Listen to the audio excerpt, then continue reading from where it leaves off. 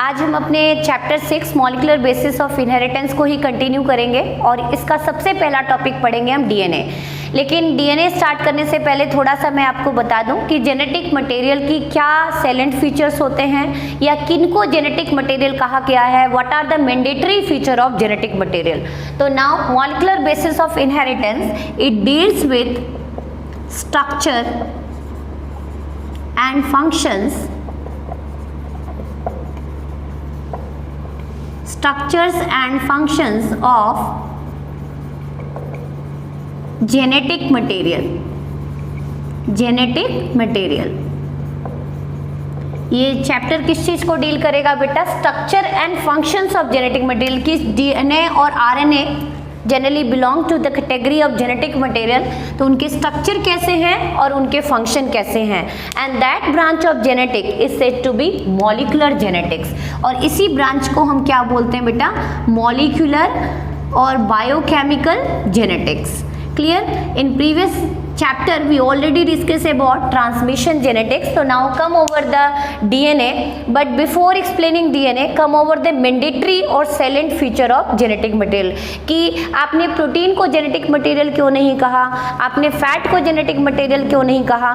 तो सिर्फ genetic material उन मॉलिक्यूल्स को कहा जाएगा जो ये चार फीचर्स को फॉलो करते हैं। तो now come over salient features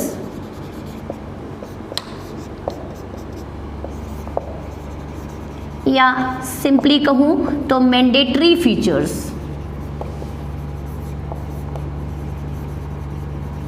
of genetic material. जो मटेरियल, जो बायोमोलिक्यूल इन फीचर्स को फॉलो करता है या शो करता है, उन्हीं को हम किस कैटेगरी में रखते हैं? Genetic material. तो generally nucleic acid belong to the category of genetic material due to that reason. Clear? तो first feature is replication. First feature क्या होना चाहिए बेटा? Replication. For example during cell cycle आपने पढ़ा है कि जब भी एक सेल डिवाइड करता है, one parent cell divide to form two daughter cell, तो जो जेनेटिक मटेरियल है वो रेप्लिकेट करता है, डुप्लीकेट, अपने अमाउंट को डबल कर लेता है, अपनी कॉपीज बनाता चलता चला जाता है, and that feature is said to be replication. Second feature is mutation. Second feature कैसा होना चाहिए? म्यूटेशन। अब आप कहेंगे कि म्यूटेशन तो मैडम जनरली लीथल होते हैं, यहाँ पे हम लीथल म्यूटेशन की बात नहीं कर रहे, हम कैसे म्यूटेशन की बात कर रहे हैं बेटा? गुड म्यूटेशन की। तो here we consider good mutation, good and inheritable mutation. यदि गुड म्यूटेशन अराइज होती हैं और इनहेरिट होती रहती है नेक्स्ट टू नेक्स्ट जनरेशन, तो ultimate accumulation of good mutation lead to foundation of evolution, that is origin of new species. Good and inheritable mutation generation after generation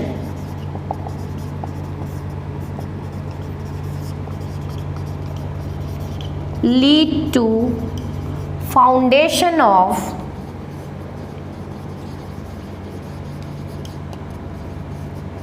organic evolution, that is origin of new species. कि जो नई species आती हैं variation के साथ आती हैं, तो second mandatory feature is mutation. Third feature कि generally genetic material must be stable in nature. कैसा नेचर होना चाहिए उनका? स्टेबल। अब यदि हम डीएनए और आरएनए को कंपेयर करें, yet both belong to genetic material category, but in most of organism, most of higher organism as well as in lower organism, DNA is the common genetic material. DNA ही major genetic material except some viruses जिनके अंदर genetic material कैसा पाया जाता है? RNA. तो DNA क्यों है कॉमन या favourable genetic material? Due to its stability. क्यों होती है स्टेबिलिटी? वो नेक्स्ट हम डिस्कस करेंगे जब हम स्ट्रक्चर ऑफ डीएनए डिस्कस करेंगे। तो थर्ड फीचर इज स्टेबल, क्योंकि यदि बहुत स्टेबल अनस्टेबल होगा जेनेटिक मटेरियल तो स्पीसीज की इंटीग्रिटी क्या हो जाएगी? लॉस्ट हो जाएगी। तो it is stable to maintain integrity of the species, to maintain integrity of the species। And fourth feature of genetic material, it must be expressible, जो अपने आप को एक्सप्रेस कर सके। तो fourth feature is expressible in nature, means express the trait or show the traits via participating in central dogma। बार बार ये टर्म यूज होगा इस चैप्टर में बेटा। तो what is central dogma here? Central dogma means DNA to the flow of information from DNA to RNA and RNA to protein, and that is said to be central dogma. Again I recap here, the flow of information from DNA to RNA and RNA to protein is said to be central dogma.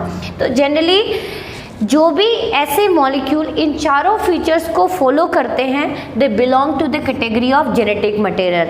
Hence generally nucleic acid belong to that category, not protein, not carbohydrate, not lipid और fats. Now come over the DNA, discovery of DNA, structure of DNA.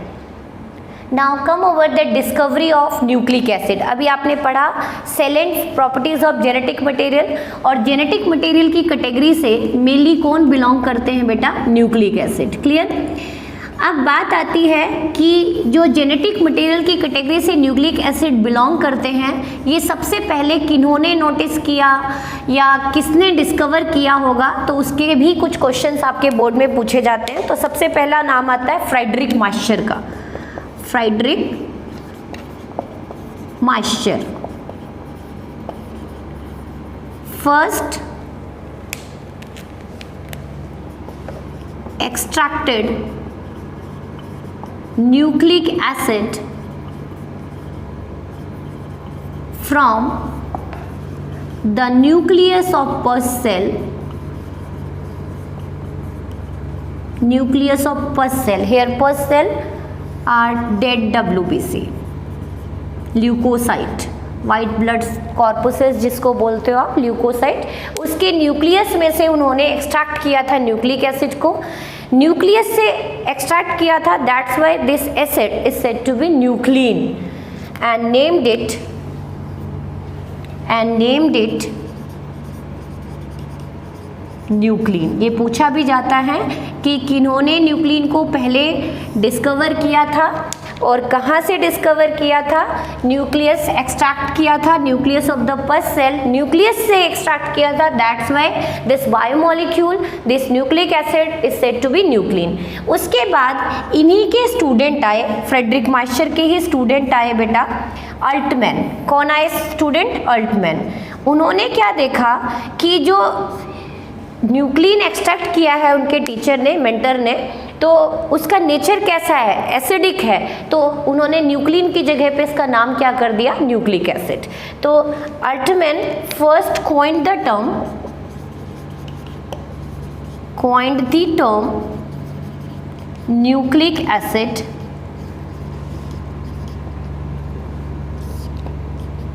he named nuclein as nucleic acid due to its acidic nature, due to its acidic nature, कि nucleus के अंदर एक ऐसा biomolecule exist कर रहा है जो trait को इनहेरिट कर रहा है one generation to another, and due to its acidic nature that's nuclein is said to be nucleic acid. Clear? Now अब बात आती है कि न्यूक्लिक एसिड की कैटेगरी से कौन कौन बिलोंग करते हैं। तो nucleic acid are of two type, DNA and RNA। Full form also आपको क्लियर ही होगी। DNA stand for deoxy ribo nucleic acid, deoxy ribose nucleic acid, which is the most common genetic material in all lower and higher organism including plant, animals and microbes, but in certain viruses genetic material is RNA along with DNA, ribose nucleic acid. Clear? अब बात आती है कुछ और scientist की कि DNA का structure किन्होंने propose किया और डीएनए का कैसा स्ट्रक्चर है उसके बारे में हम डिस्कस करेंगे। नाउ वॉटसन एंड क्रिक जो साइंटिस्ट थे बेटा, उन्होंने एक्सप्लेन किया था double helix model of DNA को, first propose double helix model of DNA, जो आपका 3 मार्क का क्वेश्चन आता है बोर्ड में। लेकिन थोड़ा सा मैं निट लेवल पे लेके जाऊं तो ये पूछा जाता है बेटा कि जो डबल हेलिक्स पैटर्न दिया था उन्होंने डीएनए का, जो हेलिकल मॉडल दिया था डीएनए का, वो किस मेथड पे बेस्ड है? तो it is based over X-ray diffraction pattern. तो क्या होता है ये X-ray diffraction pattern? It is not in your syllabus but important for net point of view. तो फर्स्ट विल्किंस एंड फ्रैंकलिन, जिन्होंने सबसे पहले एक्सरे क्रिस्टलोग्राफी को कैरी आउट कराया था, और इन्हीं के टेक्निक के ऊपर बेस्ड है हमारा डीएनए डबल हेलिक्स मॉडल, जो किन्होंने प्रपोज किया था? Watson and Crick. मतलब जो टेक्निक थी एक्सरे क्रिस्टलोग्राफी वो किन्होंने खोजी थी? विल्किंस एंड फ्रैंकलिन ने। लेकिन जो डबल हेलिक्स मॉडल है, तो थोड़ी सी कंफ्यूजन होती है बच्चों को। यदि पेपर में डबल हेलिकल मेथड पूछा जाए किन्होंने प्रपोज किया था, तो नाम आप देंगे वॉटसन एंड क्रिक। और यदि नेम पूछा जाए कि ये मेथड एक्सप्लेन या ये मेथड डेवलप किन्होंने कराया था या फर्स्ट टाइम किन्होंने कैरी आउट कराया था? विल्किंस एंड फ्रैंकलिन ने। तो first propose X-ray diffraction method, और ये कैसी टेक्निक होती है बेटा? किसी भी लार्ज बायोमोलिक्यूल का 3D स्ट्रक्चर को पता लगाने के लिए, 3D स्ट्रक्चर ऑब्टेन करने के लिए, जैसे आपने देखा होगा अल्ट्रासाउंड सोनोग्राफी से हम डिटेक्ट कर सकते हैं किसी भी तरह की डिस्टर्बेंस अपनी बॉडी के अंदर, उसी तरह से कोई बहुत बड़ा लार्ज मॉलिक्यूल है उसका 3D स्ट्रक्चर हमें ऑब्टेन करना है, तो वो हम किस पैटर्न से ऑब्टेन करते हैं? एक्सरे डिफ्रैक्शन पैटर्न से। तो it is a technique used for determining the 3 dimensional structure of large molecule, and that technique is said to be X-ray crystallography, which is first carried out and designed by Wilkins and Franklin. The pattern obtained after the diffraction of X-ray through a crystal is termed as X-ray diffraction pattern, जिसके ऊपर हमारा base था Watson and Crick model, जो double helical model. तो Watson, क्रिक और Wilkins को further Nobel prize मिला था बेटा किस चीज़ के लिए? डबल हेलिकल मेथड के लिए, double helical model of DNA के लिए। फिर से एक बार रिकैप कराती हूँ।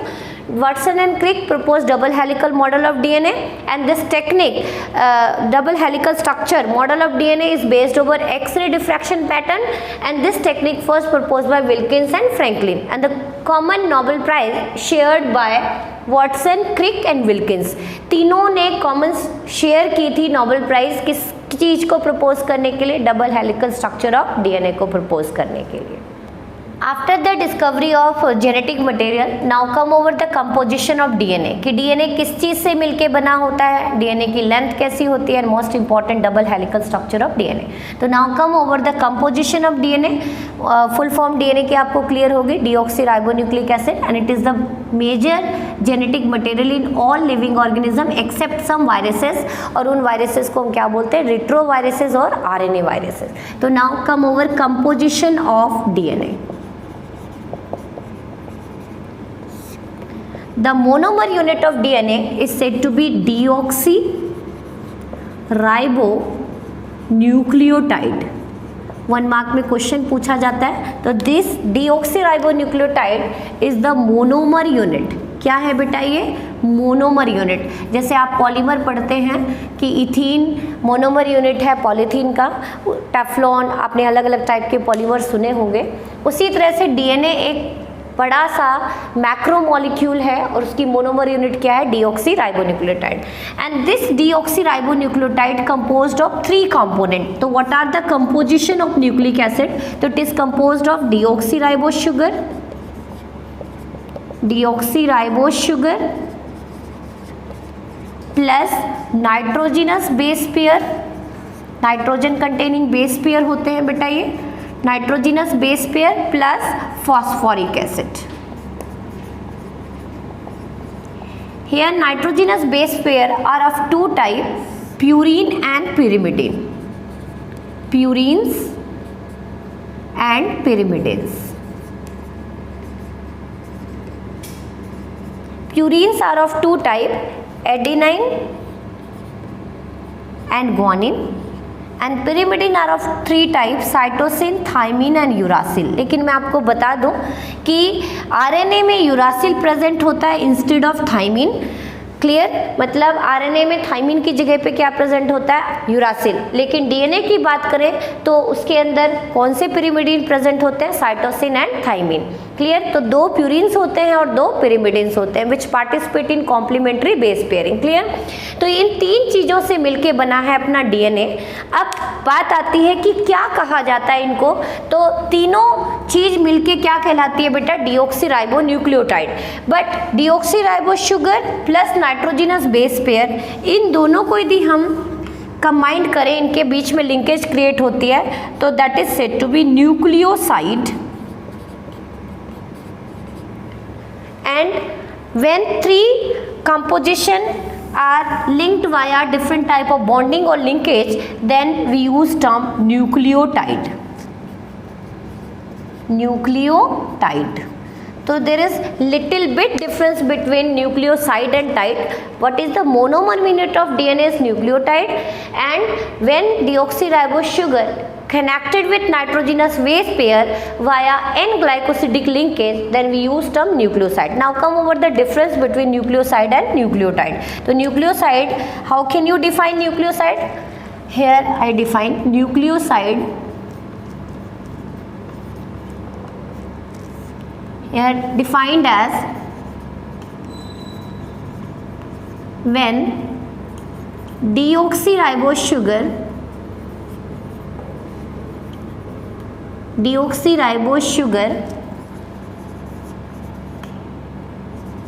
attach with nitrogenous base pair, that is purine, and nitrogenous base pair, that is purine or pyrimidines, via N-glycosidic linkage is known as nucleoside.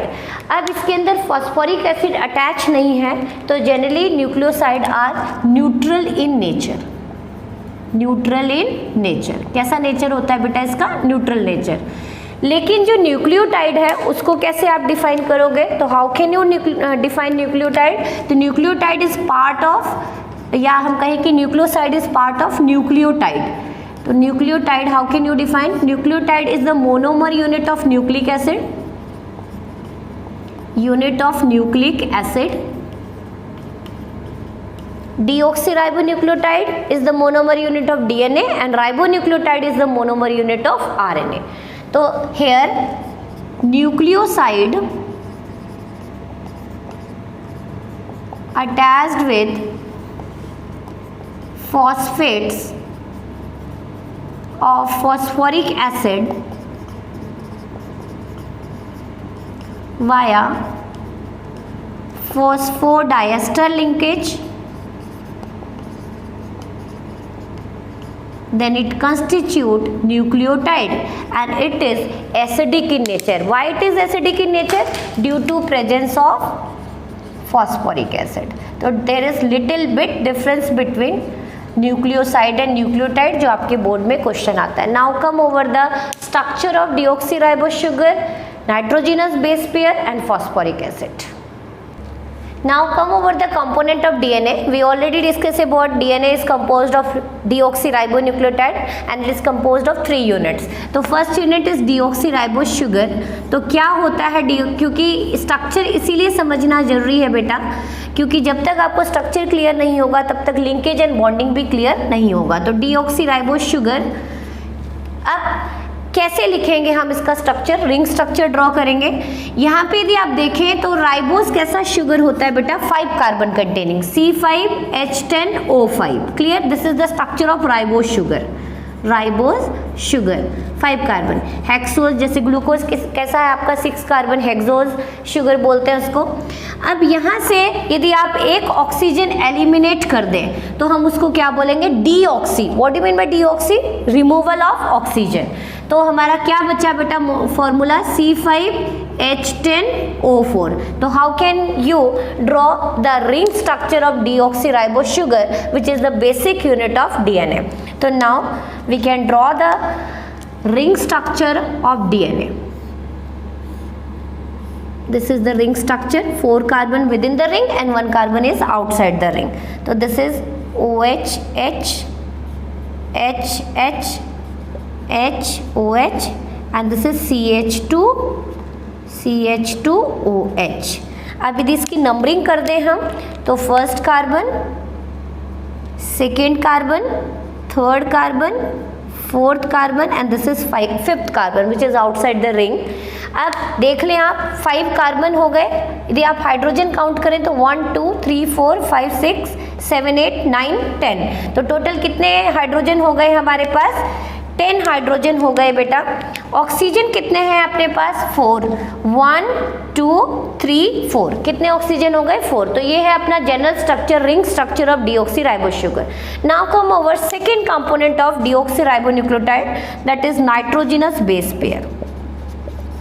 Nitrogenous base pair, 2 तरह के nitrogenous base pair हैं, purines and pyrimidines.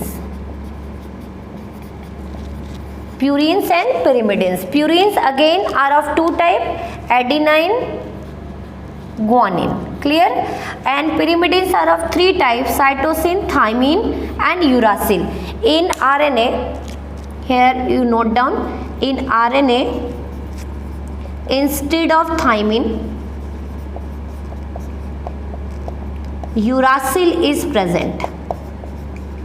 Instead of thymine uracil is present. और sugar कैसा होता है अपने RNA में बेटा?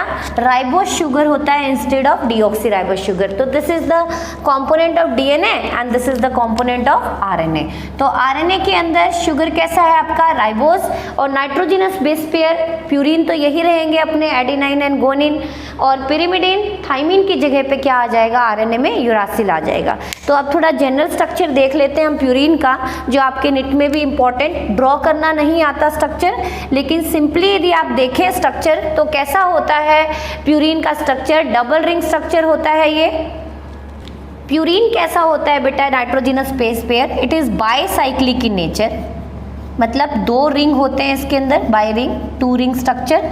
Where as pyrimidine is monocyclic in nature, एक ही रिंग होता है. दोनों के अंदर मेनली नाइट्रोजन हिट्रो एटम होता है. That's why this base pair is said to be nitrogenous base pair. तो अब मैं सिर्फ जनरल स्ट्रक्चर ड्रॉ करूंगी प्यूरिन का. फॉर्मूला आपके अलग अलग होते हैं purine and pyrimidine. You can go through reference book, otherwise personally मैं आपको स्ट्रक्चर सेंड कर दूंगी. लेकिन यहाँ पे हम सिर्फ जनरल स्ट्रक्चर ड्रॉ करेंगे कि this is 6 ring structure and this is small ring structure. तो किस तरह से ये दिख रहा है आपको? प्यूरिन बाइसाइक्लिक स्ट्रक्चर दिख रहा है, whereas pyrimidine is monocyclic ring structure, aromatic ring structure दिखाई दे रहा होगा आपको. इसके अंदर सिर्फ आपको याद रखना है कि बेटा किस किस पोजीशन पे नाइट्रोजिनस बेस पेयर होते हैं.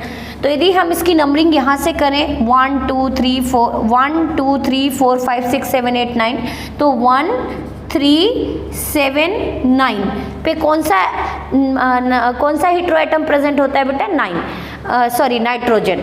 Whereas in pyrimidine at position 1 and 3 nitrogen is present. So here in case of nitrogenous base pair structure you just learnt about the position of nitrogenous nitrogen heteroatom. क्योंकि जब मैं linkage explain करूंगी आपको कि जब ये बॉन्ड बनाता है डीऑक्सीराइबोस शुगर किसके साथ बॉन्ड बनाता है? नाइट्रोजिनस बेस पेयर के साथ.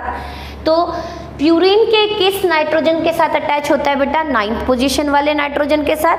और यदि ये डीऑक्सीराइबोस शुगर पिरिमिडिन के साथ बॉन्ड बनाता है तो इसके किस नाइट्रोजन के साथ अटैच होता है? फर्स्ट पोजीशन ऑफ नाइट्रोजन के साथ. एक बार फिर से रिकैप करा देती हूँ. Purine is bicyclic ring structure, 2 ring होते हैं इसके अंदर. और pyrimidine is monocyclic ring structure, single ring होते हैं. यदि हम प्यूरिन की बात करें तो 1 3 7 9 पोजीशन पे नाइट्रोजन प्रेजेंट होता है. क्या प्रेजेंट होता है बेटा? नाइट्रोजन. उसी तरह से पिरिमिडिन की बात करें तो 1 and 3 के साथ नाइट्रोजन प्रेजेंट होता है. ये क्यों मैं आपको रिकैप करा रही हूँ? क्योंकि ये बहुत ही इंपॉर्टेंट पूछा जाता है कि जब deoxyribose sugar nitrogenous base pair के साथ बॉन्डिंग करेंगे तो प्यूरिन किसके साथ बॉन्ड करेगा बेटा? Carbon first prime of sugar और नाइट्रोजन 9th ऑफ प्यूरिन, इनके बीच में लिंकेज होती है. और यदि हम पिरिमिडिन में देखें तो carbon first of sugar form linkage with nitrogen at first position of pyrimidine। इस चीज को आप याद रखें, इंपॉर्टेंट है ये। And that linkage is said to be an glycosidic linkage. इनके बीच में जो लिंकेज एस्टेब्लिश होती है, that linkage is said to be simply it is represent with solid line an glycosidic linkage. Now the third component of DNA और RNA is phosphoric acid. Phosphoric acid, that is H3PO4. And what is the general structure of H3PO4 here?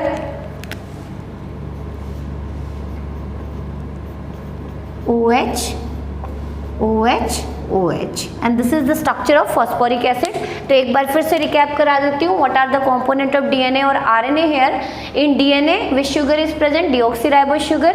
In RNA, which sugar is present? Again, draw the structure of ribose sugar here. OH, H, H, OH, H, OH, CH2OH, and this is H. Again, numbering of carbon here 1 2 3 4 and fifth carbon outside the ring. यहाँ पे यदि आप देखें तो ribose और डिऑक्सीराइबोज में क्या structure दिख रहा है आपको? In DNA at second position there is no hydroxyl group, but in case of ribose sugar at 2' position hydroxyl group is present. इसके बारे में मैं आगे एक्सप्लेन करूंगी कि यही फ्री हाइड्रोक्सिल ग्रुप आरएनए को क्या बनाता है? Unstable. That's why RNA is not the common genetic material as usually आप देखते हो कि सबसे कॉमन जेनेटिक मटेरियल क्या है? DNA, due to its stability, because there is no free hydroxyl group remained after the formation of linkage, after the formation of bond. Second is nitrogenous base pair, purine and pyrimidine. Purine दो होते हैं, adenine and guanine. Bicyclic ring structure होता है। Ring में nitrogen की position क्या है बेटा? 1 3 7 9। और पिरिमिडिन 3 टाइप के होते हैं, cytosine, thymine and uracil. RNA में थाइमिन की जगह पे क्या आ जाता है? यूरासिल। डीएनए में यूरासिल की जगह पे क्या आ गया? थाइमिन।